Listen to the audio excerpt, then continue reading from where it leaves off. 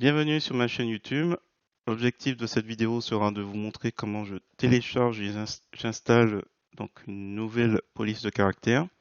Donc c'est celui-ci, je l'ai pris sur le site d'Afont et je l'installe donc sur un système d'exploitation Windows. Donc la version 10, donc c'est juste pour vous rappeler un petit peu la facilité d'installation. Si vous trouvez mes explications intéressantes, je vous remercie de mettre un pouce vers le haut et de me laisser un commentaire. Et sur ce, je vous souhaite un bon visionnage. Alors c'est parti, nous voici sur LibreOffice, la version 24.2.2.2. Donc là nous sommes sur Impress. On va faire un clic sur la première diapo pour mettre mise en page diapo vierge. Je vais, avant d'installer la police de caractère, chercher mon image, un clic droit à la souris sur copier l'image. Je vais vous mettre le lien dans la description. Et donc on clique, on colle, on prend sur le côté, hop, on réduit à peu près s'il faut, le centre comme il faut. Hein. Voilà, c'est pas l'objet. Alors le souci c'est que je voulais après insertion, donc menu insertion zone de texte ou F2, paladin. Donc là on a le caractère, police de caractère classique. J'ai remarqué que contrairement à GIMP, j'ai pas installé de police de caractère qui rappelle un petit peu, alors peut-être celui-là, le côté médiéval. Donc on va devoir installer une police de caractère. Alors je vais d'abord enregistrer ce travail. On va sur dafont.com.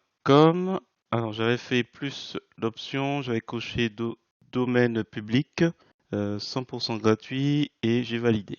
Et j'avais vu King, ouais, celui-là me paraît pas mal. On va le télécharger, on va ouvrir. Donc une fois que ça a été téléchargé, un petit souci, ça l'a téléchargé 2 fois, bon c'est pas grave. Je supprime celui qui est en double. Alors, un clic, bouton droit de la souris, extraire tout.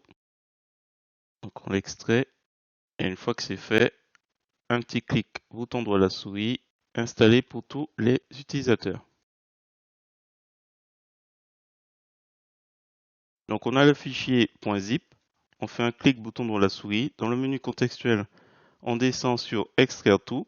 Une fois qu'on a extrait tout, on arrive dans le dossier puisque c'était coché. Et après, on fait à nouveau un clic bouton droit à la souris pour installer pour tous les utilisateurs. Donc là, ce petit bouclier, c'est lié au fait qu'il faut avoir le statut d'administrateur.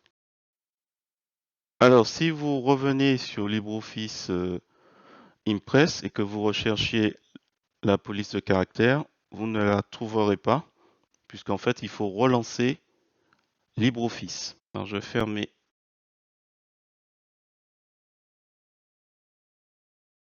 et réouvrir. Et on le retrouve ici. Je clique, voilà. Alors le P n'est pas terrible en majuscule. Paladin, oui, pourquoi pas. Voilà, c'était une vidéo un petit peu simple. Comme je l'avais déjà présenté dans une précédente vidéo, je n'ai pas trop tardé sur les explications. J'espère toutefois que vous avez apprécié mes petites explications. Alors j'essaie de le placer au mieux, ou sinon, hop, on n'oublie pas, on sélectionne le tout.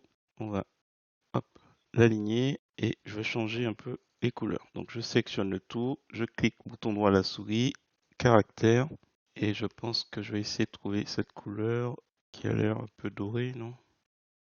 Donc caractère, ouais, comme ça devrait aller.